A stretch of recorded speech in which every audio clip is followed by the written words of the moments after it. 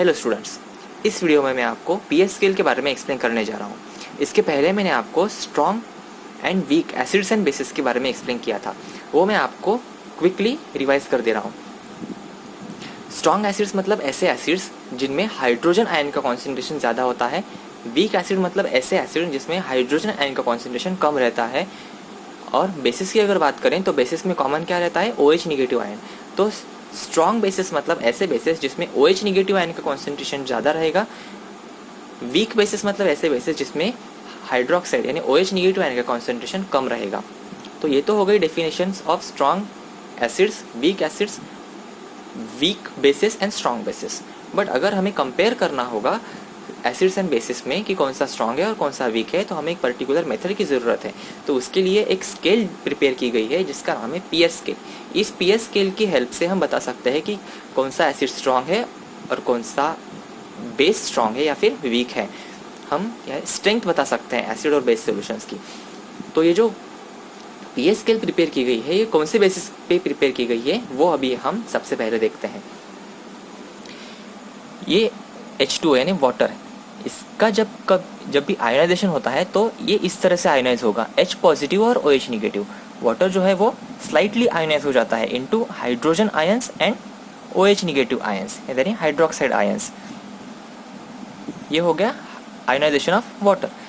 मैंने आपको पहले बताया था कि जब कभी भी हम एसिड या बेसिस के सॉल्यूशन प्रिपेयर करते हैं तो वो हम वाटर में प्रिपेयर करते हैं।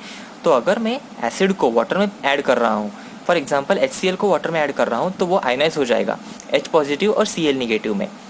एसिड तो आयनाइज होगा ही, एट द सेम टाइम हम जिस वाटर में उसे ऐड कर रहे हैं वो वाटर भी आयनाइज हो जाएगा। इसका मतलब वो एसिड सॉल्यूशन में क्या क्या है, H पॉजिटिव आयन भी है जो कि एसिड से भी आया है और वाटर से भी आया है। उसके साथ OH निगेटिव आयन भी रहेगा एसिड में। वो कहाँ से आएगा, वाटर से, क्योंकि जो मैंने एसिड प्रिपेयर किया था वो एसिड में मैंने क्या ऐड किया था, एसिड भी था उसमें और वाटर भी था। तो ये जो OH निगेटिव आयन रहेगा वो किससे आएगा, वाटर से आएगा।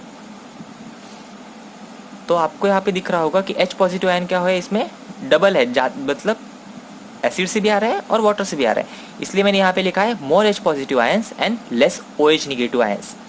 मतलब एसिड्स में H पॉजिटिव आयन ज़्यादा रहेंगे और OH निगेटिव आयंस कम रहेंगे। OH निगेटिव आयन नहीं रहेंगे ऐसा नहीं है, OH निगेटिव आयंस यहाँ पे रहेंगे। और अगर मैं बेस का सॉल्यूशन प्रिपेयर करता हूँ वाटर में ऐड करने के बाद, तो क्या होगा, वो बेस भी आयनाइज हो जाएगा Na पॉजिटिव और OH निगेटिव में। तो ये बेस यहाँ पे क्या हो गया, आयनाइज हो गया। और इसके साथ ये वाटर में ऐड किया था मैंने, इसका मतलब यहाँ पे वाटर का भी आयनाइजेशन होगा, OH निगेटिव और H पॉजिटिव, ये भी इसमें रहेगा। तो यहाँ पे आपको दिख रहा होगा कि OH निगेटिव आयंस क्या है, इसमें ज़्यादा आ रहे हैं। बेस में तो OH निगेटिव आयन रहेंगे, बट वाटर के OH निगेटिव आयन भी उसमें ऐड हो रहे हैं, जिसकी वजह से यहाँ पे OH निगेटिव आयंस क्या है, ज़्यादा है, और H पॉजिटिव आयन क्या रहेंगे, उसमें कम रहेंगे। तो आप बोलोगे कि बेस में H पॉजिटिव आयन कहाँ से आया, बेस में तो OH निगेटिव रहता है। हाँ, बेस में OH निगेटिव रहता है, बट H पॉजिटिव आयन जो है वो वाटर से आता है।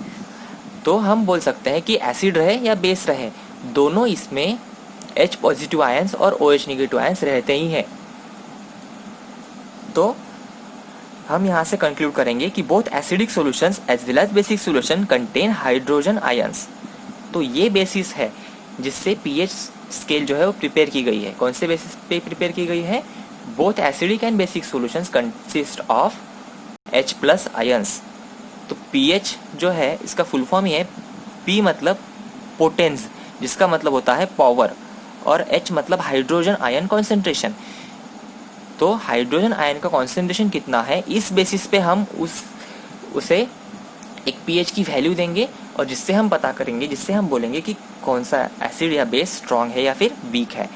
तो ये जो पीएच स्केल जो है वो सोरेनसन ने डिवाइस की है, उन्होंने प्रिपेयर की है, जिससे हम बता सकते हैं कि एसिड और बेस की स्ट्रेंथ क्या है।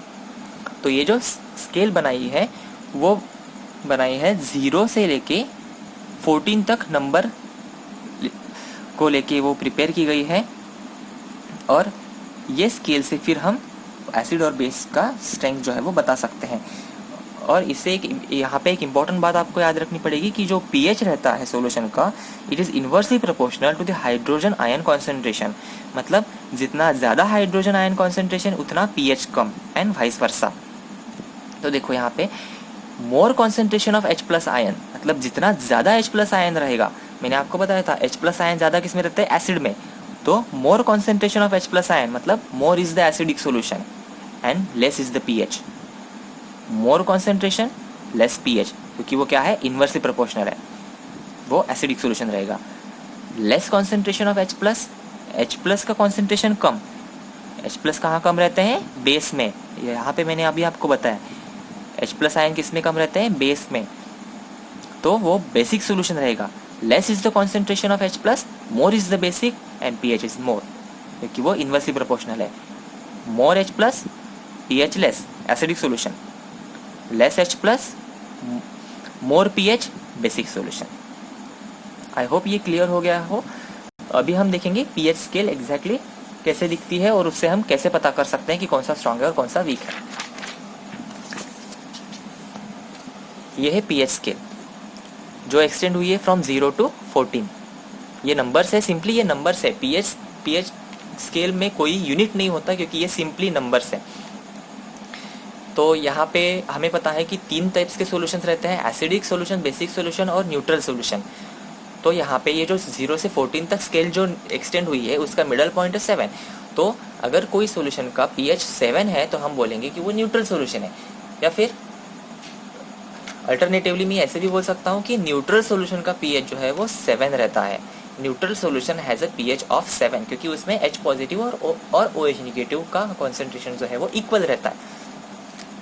और देखो यहाँ पे ये जो स्टार्टिंग का जो पोर्शन है pH स्केल का 0 से लेके 7 तक, ये इंडिकेट करता है एसिडिक सॉल्यूशन।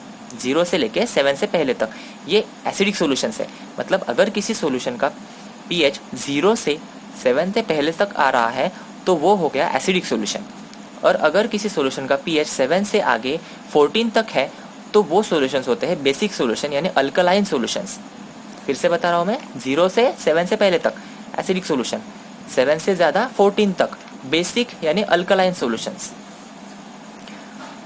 तो यहाँ पे अभी हमें देखना, ये तो हमें पता चल गया कि एसिडिक कौन सा है और बेसिक कौन सा है, बट स्ट्रॉन्ग और वीक कौन सा है ये अभी हम देखते हैं।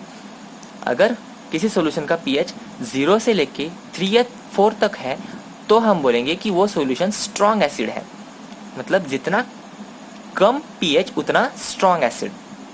मैंने अभी आपको बताया था कि H प्लस आयन जिसमें कम रहेंगे उसका pH ज़्यादा रहेगा और जिसमें ज़्यादा रहेंगे उसका pH कम रहेगा। H प्लस आयन किस में ज़्यादा रहेंगे, एसिडिक सॉल्यूशन में, और उसका pH क्या रहता है, कम रहता है, वो इन्वर्सली प्रोपोर्शनल है। तो यहाँ पे pH कम, एसिड स्ट्रॉन्ग यानी H प्लस आयन स्ट्रॉन्ग, तो lower is the pH stronger is the acid. जिसका pH जितना कम उतना वो ज़्यादा स्ट्रॉन्गर एसिड रहेगा। यानी 0 से 3.5 तक स्ट्रॉन्ग एसिड है, 3.5 से 7 से पहले तक ये वीक एसिड है। तो यहाँ पे आपको दिख रहा होगा कि अगर किसी सॉल्यूशन का pH 6 है तो वो वीक एसिड हो गया, और अगर किसी सॉल्यूशन का pH 2 है या फिर 1 है या फिर 0 है तो वो स्ट्रॉन्ग एसिड हो गया। तो आपको दिख रहा है यहाँ पे from right to left acidic nature is increasing. Acidic nature क्या हो रहा है, इंक्रीज हो रहा है। यहाँ पे वीक एसिड था, यहाँ पे स्ट्रॉन्ग एसिड्स आ रहे हैं, तो यहाँ पे एसिडिक नेचर क्या हो रहा है, इंक्रीज हो रहा है। एसिडिक नेचर इंक्रीज हो रहा है मतलब ही क्या हो रहा है, H प्लस आयन का कॉन्सेंट्रेशन इंक्रीज हो रहा है। मतलब ही क्या होता है, यहाँ पे OH निगेटिव आयन का कॉन्सेंट्रेशन डिक्रीज होता है। मैंने आपको बताया था कि एसिड में क्या रहता है, H प्लस आयन ज़्यादा रहते हैं और OH निगेटिव कम रहते हैं। तो इसलिए हम यहाँ पे बोल सकते हैं कि H प्लस आयन का कॉन्सेंट्रेशन यहाँ पे क्या हो रहा है, from right to left increase हो रहा है, और at the same time OH negative का कॉन्सेंट्रेशन क्या हो रहा है, यहाँ पे डिक्रीज हो रहा है। तो lower is the pH stronger is the acid. ये देखो यहाँ पे दिख रहा है आपको, इसका pH क्या है, कम है, ये स्ट्रॉन्ग एसिड है। इसका pH क्या है, ज़्यादा है, ये वीक एसिड है। उसके बाद बेसिस का देखते हैं। ये 7 से आगे लेके 14 तक अगर किसी सॉल्यूशन का pH आता है तो वो सॉल्यूशन रहता है बेसिक सॉल्यूशन यानी अल्कलाइन सॉल्यूशन। और स्पेसिफिकली अगर हम बात करेंगे तो ये वीक बेसिस जो रहते हैं उनका pH रहता है 7 से लेके आगे तक, 7 से आगे 10.5 तक अगर pH है तो वो वीक बेसिस है। और अगर किसी सॉल्यूशन का pH 10.5 से 14 तक है तो वो स्ट्रॉन्ग बेसिस है। अगर किसी सॉल्यूशन का pH 14 है तो वो स्ट्रॉन्गेस्ट बेस है। तो यहाँ पे हम बोल सकते हैं कि जितना कम पीएच उतना वीकर एसिड, कम पीएच वीकर एसिड, ये बेसिस, जितना लोअर पीएच उतना वीकर बेस। तो यहाँ पे एसिड का कंप्लीटली अपोजिट है। यहाँ पे क्या हुआ था, lower is the pH stronger is the acid, यहाँ पे lower is the pH weaker is the base. यहाँ पे इस सॉल्यूशन का पीएच कितना दिखाया है, मैग्नीशियम हाइड्रोक्साइड जो सॉल्यूशन है उसका पीएच है 10, तो ये वीक बेस हो गया, और ये सोडियम हाइड्रोक्साइड जो है ये स्ट्रॉन्ग बेस है क्योंकि उसका पीएच जो है वो ज़्यादा है 14 है। तो यहाँ पे स्ट्रॉन्ग एसिड्स यहाँ से लेके यहाँ तक 0 से लेके 3.5 तक, और उसके बाद 3.5 से 7 से पहले तक वीक एसिड, उसके बाद 7 से आगे 10.5 तक वीक बेस, और 10.5 से 14 तक स्ट्रॉन्ग बेस। यहाँ पे क्या हो रहा है आपको दिख रहा होगा, लेफ्ट टू राइट जैसे हम जा रहे हैं वहाँ पे बेसिक नेचर जो है वो इंक्रीज हो रहा है। बेसिक नेचर इंक्रीज हो रहा है मतलब ही OH निगेटिव का कॉन्सेंट्रेशन इंक्रीज हो रहा है, मतलब ही H+ आयन का कॉन्सेंट्रेशन यहाँ पे क्या हो रहा है, डिक्रीज हो रहा है। तो ये हो गई complete pH scale. I hope ये आपको समझ में आ गई होगी। अगर आपको कोई डाउट है इसमें तो आप मुझे पूछ सकते हो। उसके बाद हमें देखना है यूनिवर्सल इंडिकेटर। यूनिवर्सल इंडिकेटर यानी क्या, इसके पहले हमने जो इंडिकेटर्स देखे थे कॉमन इंडिकेटर लाइक लिटमस या फिर फिनोप्थेलिन, उससे हमें सिर्फ इतना पता चलता है कि गिवन सॉल्यूशन जो है वो एसिडिक है या बेस है, हमें ये पता नहीं चलता कि वो स्ट्रांग है या वीक है। तो वो पता करने के लिए हमने यूनिवर्सल इंडिकेटर प्रिपेयर किया है। यूनिवर्सल इंडिकेटर होता क्या है, यूनिवर्सल इंडिकेटर यानी मिक्सचर है सभी इंडिकेटर्स का। जो कुछ भी इंडिकेटर्स हमें पता है उस इंडिकेटर्स में से कुछ इंडिकेटर्स हमने मिक्स किए हैं और ये यूनिवर्सल इंडिकेटर प्रिपेयर किया है। ये यूनिवर्सल इंडिकेटर क्या करता है, खुद का कलर चेंज कर लेता है। अलग अलग हाइड्रोजन आयन की कॉन्सेंट्रेशन के ऊपर वो खुद का कलर चेंज कर लेता है, मतलब स्पेसिफिक हाइड्रोजन आयन कॉन्सेंट्रेशन पे वो अपना एक स्पेसिफिक कलर शो करेगा। तो मतलब ही क्या होता है कि डिफरेंट पीएच रेंज पे वो डिफरेंट कलर शो करेगा। ये है पीएच जो यूनिवर्सल इंडिकेटर रहता है वो प्रिपेयर किया जाता है पेपर्स के फॉर्म में या फिर सॉल्यूशन के फॉर्म में। हम क्या करते हैं, हमारे पास अगर कोई सॉल्यूशन है उसमें हम ये यूनिवर्सल इंडिकेटर का पेपर जो है वो डिप करेंगे और वो क्या करेगा, वो पेपर खुद का कलर चेंज कर लेगा। और वो जो कलर चेंज हुआ है वो हम कलर चेंज इस स्ट्रिप के साथ मैच करेंगे। क्या मिलता है हमें, यूनिवर्सल इंडिकेटर का एक सॉल्यूशन मिलेगा या फिर पेपर मिलेगा। वो पेपर हमें सॉल्यूशन में ऐड करना है और वो पेपर एक स्टैंडर्ड स्ट्रिप रहेगी हमारे पास, एक यूनिवर्सल इंडिकेटर की स्टैंडर्ड स्ट्रिप रहेगी जिसमें अलग अलग इस तरह की ये स्ट्रिप रहती है। ये चार्ट रहेगा हमारे पास, ये चार्ट से हमें क्या करना पड़ेगा, वो कंपेयर करना पड़ेगा। देखो यहाँ पे ये पेपर ऐड किया है एक सॉल्यूशन में और ये पेपर ने क्या किया है, खुद का कलर चेंज कर लिया है। फिर ये पेपर हम क्या करेंगे, इस चार्ट के साथ कंपेयर करेंगे कि ये कौन सा कलर मैच कर रहा है। अगर ये कलर मैच कर रहा है इस डार्क रेड कलर के साथ तो इसका मतलब वो सॉल्यूशन का पीएच है 0। अगर उस पेपर का कलर चेंज हो गया है ऑरेंज कलर में या फिर ऑरेंज कलर में अगर चेंज हो गया है तो उसका पीएच है 4। अगर वो यूनिवर्सल इंडिकेटर का पेपर मैंने किसी सॉल्यूशन में ऐड किया और उस पेपर का कलर जो है वो चेंज हो गया ग्रीन में तो इसका मतलब वो सॉल्यूशन का पीएच है 7। अगर मैंने किसी सॉल्यूशन में यूनिवर्सल इंडिकेटर का पेपर ऐड किया और उसका कलर चेंज हो गया वायलेट में तो इसका मतलब उस सॉल्यूशन का पीएच है 14 या फिर 13। तो इस तरीके से हम बता सकते हैं कि गिवन सॉल्यूशन का पीएच जो है वो क्या है यूजिंग द यूनिवर्सल इंडिकेटर। अभी कुछ यहाँ पे एनसीईआरटी के प्रॉब्लम्स हैं वो मैं आपको यहाँ पे एक्सप्लेन कर रहा हूँ। You have two solutions A and B. The pH of solution A is 6 and pH of solution B is 8. हमें दो सॉल्यूशंस दिए गए हैं। एक सॉल्यूशन है A जिसका pH है 6, दूसरा सॉल्यूशन है B जिसका pH है 8। तो इन दोनों में से कौन से सॉल्यूशन में हाइड्रोजन आयन का कॉन्सेंट्रेशन ज़्यादा है ये पूछा है आपको। Which solution has more hydrogen ion concentration. हमें पता है pH जो है वो इन्वर्सली प्रोपोर्शन रहता है हाइड्रोजन आयन के कॉन्सेंट्रेशन से। मतलब जितना हाइड्रोजन आयन का कॉन्सेंट्रेशन ज़्यादा रहेगा उतना पीएच क्या रहेगा, कम रहेगा। तो पीएच किसका कम है, ये सॉल्यूशन का। ये जो ए सॉल्यूशन है उसका पीएच है 6 और बी का है 8। मतलब यहाँ पे पीएच कम है। पीएच कम मतलब हाइड्रोजन आयन का कॉन्सेंट्रेशन ज़्यादा। इसका मतलब ये सॉल्यूशन जो है उसमें हाइड्रोजन आयन का कॉन्सेंट्रेशन ज़्यादा रहेगा। इसलिए इसके आंसर में हमने लिया है solution A will have more hydrogen ion concentration because it has less pH. Which of the solution is acidic and which one is basic? हमें पता है 0 से लेके 7 से पहले तक जो सोल्यूशन रहेगा वो एसिडिक रहेगा, मतलब A एसिडिक रहेगा, और 7 से आगे 14 तक अगर pH रहता है तो वो बेसिक रहेगा, मतलब B जो है वो बेसिक रहेगा। उसके बाद नेक्स्ट प्रॉब्लम है, इसमें आपको दिया है 5 सॉल्यूशंस दिए हैं ABCDE और उनका pH वैल्यू दिया है। तो आपको पूछा है कि कौन सा न्यूट्रल है, कौन सा स्ट्रांगली अल्कलाइन है, कौन सा स्ट्रांगली एसिडिक है, कौन सा वीकली एसिडिक है और कौन सा वीकली अल्कलाइन है। तो हमें पता है, देखो यहाँ पे हम लिख लेते हैं, ये इसका है 4 pH, इसका 1, इसका 11, इसका 7 और इसका 9। न्यूट्रल कौन रहेगा? जिसका pH 7 रहेगा। तो ये D जो सोल्यूशन है उसका pH है 7, इसलिए ये हो गया neutral. Strongly alkaline, strongly basic कौन रहता है? स्ट्रांग बेसिस कौन रहता है? 10.5 से 14 तक, यानी 11 जो है वो स्ट्रांग बेस की कैटेगरी में आ रहा है, इसलिए ये C जो है वो क्या हो गया? स्ट्रांगली अल्कलाइन हो गया। स्ट्रांगली एसिडिक, स्ट्रांग एसिड्स कौन रहते हैं? 0 से लेके 3 तक, तो ये 1 जो हो गया वो स्ट्रांग एसिड हो गया, यानी B सोल्यूशन जो है वो स्ट्रांगली एसिडिक हो गया। उसके बाद वीकली एसिडिक, वीक एसिड्स कौन रहते हैं? 4, 5, 6 जो pH रेंज रहती है वो वीक एसिड रहता है, मतलब यहाँ पे कौन रहेगा वीक एसिड? ये 4 pH वाला यानी A। उसके बाद वीकली अल्कलाइन, वीकली अल्कलाइन कौन रहते हैं? 7 से आगे 10 तक, तो यहाँ पे 9 जो pH है, E सोल्यूशन जो है जिसका 9 pH है वो क्या रहेगा? वीकली अल्कलाइन रहेगा। तो इस तरह से हम क्या कर सकते हैं? आइडेंटिफाई कर सकते हैं कौन सा सोल्यूशन स्ट्रॉन्ग या वीक एसिड्स या बेस है। उसके बाद आपको बोला है arrange the pH in the increasing order of hydrogen ion concentration. हमें इन सॉल्यूशंस को अरेंज करना है in the increasing order of hydrogen ion concentration.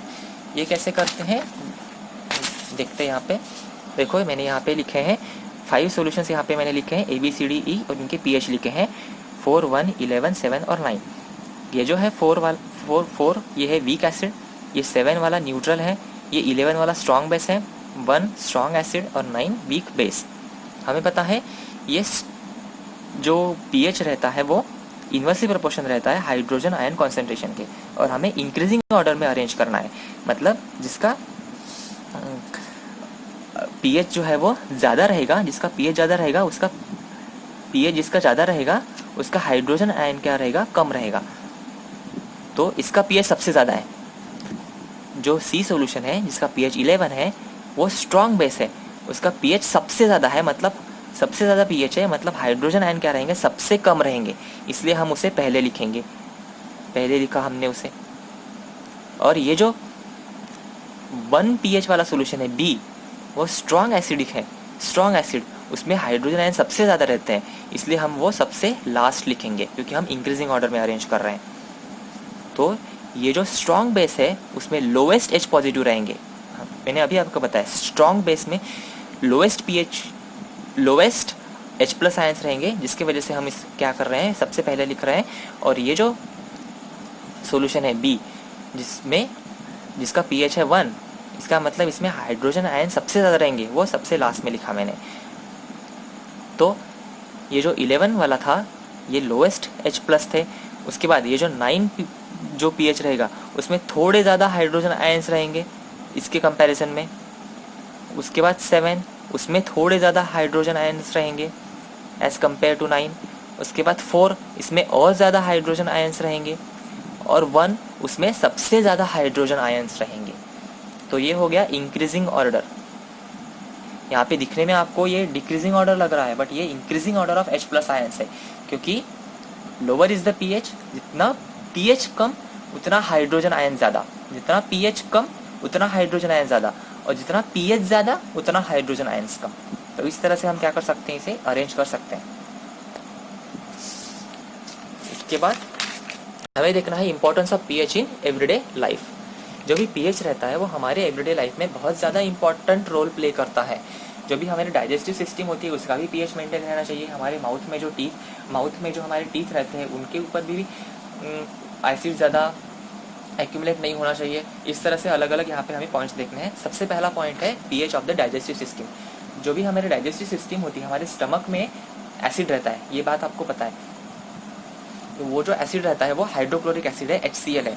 वो HCl क्या करता है, हमारे हम जो भी फूड कंज्यूम करते हैं वो उसे डाइजेस्ट कर देता है। तो अगर हमारी बॉडी में, अगर हमारे स्टमक में एक्सेसिव एसिड अगर प्रोड्यूस होता है किसी भी रीज़न से, फॉर एग्जांपल अगर ओवर ईटिंग किया तो जिसके वजह से क्या होगा, ज़्यादा HCl हमारे स्टमक में प्रोड्यूस होगा, और ज़्यादा HCl अगर प्रोड्यूस होता है तो हमें एसिडिटी होती है, हम बर्निंग सेंसेशन होता है, अनईजी फील होता है हमें। तो उस कंडीशन में हमें क्या करना चाहिए, एंटासिड लेना चाहिए। Antacid, the name itself indicate anti acids. ये एंटी एसिड क्या करते हैं, एसिड को न्यूट्रलाइज कर देते हैं। न्यूट्रलाइजेशन रिएक्शन जब हमने पढ़ी थी, मैंने आपको बताया था कि एसिड को कौन न्यूट्रलाइज करेगा, बेस। तो जब हमारे बॉडी में, हमारे स्टमक में ज़्यादा एसिड प्रोड्यूस हो रहा है तो उसे न्यूट्रलाइज करने के लिए हमें क्या लेना पड़ेगा, बेस लेना पड़ेगा। तो जब कभी भी हमें एसिडिटी होती है तो हमें क्या लेना पड़ता है, बेस लेना पड़ता है। मोस्ट कॉमन एग्जाम्पल्स है बेसिस का, इस तरह के बेसिस जो हम कंज्यूम करते हैं वो है मैग्नीशियम हाइड्रोक्साइड, MgOH/2, जिसे कॉमन नेम है मिल्क ऑफ मैग्नीशिया, क्योंकि वो मिल्क जैसा विस्कस अपीयरेंस रहता है उसका, इसलिए उसे मिल्क ऑफ मैग्नीशिया बोला जाता है। मैग्नीशियम हाइड्रोक्साइड, यह है milk of magnesia, magnesium hydroxide, जो हम कंज्यूम करते हैं to neutralise the excess acid which is form in our stomach. उसके साथ एक और एग्जांपल है sodium hydrogen carbonate. Sodium hydrogen carbonate का फॉर्मूला मैंने इसके पहले आपको बताया था, NaHCO3। इसका और एक नाम है बेकिंग सोडा या फिर सोडियम बाइकार्बोनेट भी बोलते हैं इसे। तो ये दो एंटी एसिड्स, एंटासिड्स हम कंज्यूम करते हैं to neutralise the excess acid and to get relief from the acidity. उसके बाद नेक्स्ट इंपॉर्टेंट पॉइंट है pH change as a cause of tooth decay. Tooth का डिके होता है अगर पीएच में अगर चेंज आता है तो वो कैसे, देखो जब कभी भी हम शुगरी मटेरियल, शुगरी फूड जो है वो कंज्यूम करते हैं तो हमारे माउथ में जो बैक्टीरियाज रहते हैं वो बैक्टीरिया क्या करते हैं, उस शुगर को ब्रेक डाउन कर देते हैं एसिड्स में, लाइक लैक्टिक एसिड्स में। तो अगर हम ज़्यादा शुगरी फूड कंज्यूम करेंगे तो ज़्यादा शुगर कन्वर्ट होगी एसिड में, तो हमारे माउथ का पीएच जो है वो क्या हो जाएगा, कम हो जाएगा। और अगर ये पीएच 5.5 के बिलो अगर आ गया, 5.5 से अगर कम हो गया तो हमारे माउथ में बहुत ज़्यादा एसिडिक कंडीशंस तैयार हो जाएगी, जिसके वजह से क्या होगा, हमारे टीथ का जो इनेमल रहता है वो खराब हो जाएगा। एक्चुअली ये जो इनेमल रहता है वो बनता है कैल्शियम फॉस्फेट से, और ये कैल्शियम फॉस्फेट जो है वो हमारी बॉडी का सबसे हार्डेस्ट मटेरियल है, और ये हार्डेस्ट मटेरियल जो है वो करोड हो जाएगा because of the excessive acid. मतलब आप इमेजिन कर सकते हो कि एसिड कितना ज़्यादा करोड करता है। Hardest material of our body is getting corroded because of this excessive acid which is formed because of the excessive sugary material which we have consumed। तो इसलिए अगर हम ज़्यादा शुगरी फूड कंज्यूम करते हैं तो वो वहाँ पे ज़्यादा एक्सेसिव एसिड फॉर्म होगा, और वो एसिड क्या करेगा, इनेमल को करोड़ कर देगा, जिसकी वजह से हमारे टूथ क्या हो जाएंगे, हमारे टीथ क्या हो जाएंगे, खराब हो जाएंगे, करोड़ हो जाएंगे।